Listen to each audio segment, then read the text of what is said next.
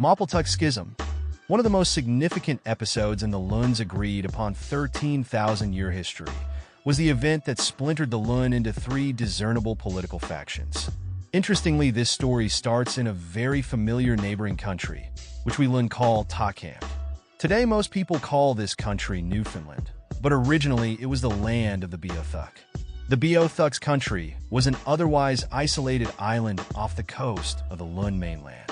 But in the year 1500 AD, Portuguese pirate Gaspar Corte Real began the near-complete depopulation process of Takam. He did so by abducting and then enslaving the vast majority of Takam's Beothuk population. As the years went on, many of the Beothuk would abscond to Lnug, finding refuge, while spreading their words of caution through body-snatcher horror stories among we Lnug. This process would prove to have a heavy-hearted influence on the young future Schism Maupeltuk, whom the French call Membertou. After observing the remnant terrors of the slave trade, he vowed that the Lnug would never share the same fate as their Beothuk neighbors. It wasn't as if the Beothuk were slouches either. They had been like quarreling brothers and challenging the Lnug. The two nations had wrestled many times before.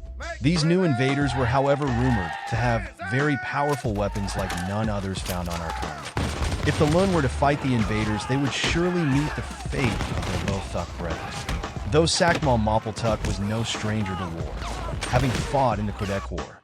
Wars on the continent of Mi'kmaq had been fought between civilized nations with rules of engagement and rational limits to the violence. But these barbarians seemed to cannibalize men, women, and children without discretion. Fortunately, the Lnug would not formally meet these threatening savages from afar until nearly a lifetime had passed. On May 8, 1600, that would all change. Now, as an old Schism nearing the end of his life, Schism Maupeltuk would finally meet the threatening beast from across the ocean. Samuel de Champlain greeted Schism Maupeltuk with a friendly smile and an extended hand, but Maupeltuk would be careful not to confuse the gritted teeth of a scowl for the welcoming warmth of a grin. Still haunted by the stories of his youth, he had long dreaded this moment and would be sure to give the devourers of the Beothuk no reason to repeat their offense against we Lnug. To Schism Maupeltuk surprise the foreigners he welcomed wanted nothing more than to bathe him in the presence of their holy man. It was a peculiar demand as from the smell of it, that the French were the ones who needed to be introduced to the concept of bathing. But nevertheless, the Schism obliged. The foreigners insisted that we adopt their religion and practice it with them. Today it seems very clear that at the time we Lnug were reluctantly appeasing their adamant insistence. Still, Schism Maupeltuk did not want to offend those whom he was sure were aggressors. As a result, Schism Maupeltuk is noted to have declared to those of us who remained resistant, "I will declare war on those of my people who do not adhere to the Catholic faith." This would be the last of Schism Maupeltuk's chief declarations, as he would be struck down in just over a year. Many believe that it was this declaration that brought upon his demise, as he fell ill shortly after and is rumored to have renounced his Catholic vow moments before death, stating, "I do not want to go to the Catholic's heaven. I want to go to Wasok with my ancestors."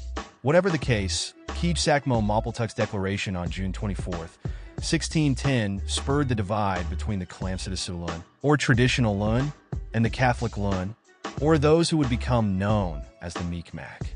With Schism Maupeltuk's death on the 18th of September, 1611, the traditionalists began to withdraw from interaction with the French, while the Mi'kmaq immersed themselves in the leadership of Samuel de Champlain, who in 1632 would declare, "Alors nos garçons se marieront à vos filles, et nous ne ferons plus qu'un seul peuple. Oh.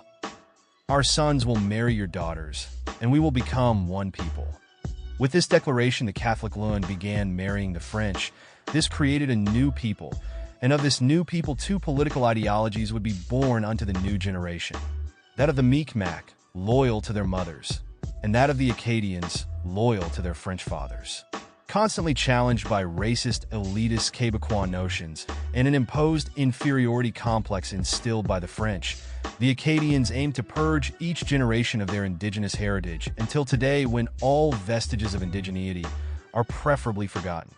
Thus one became three. 3.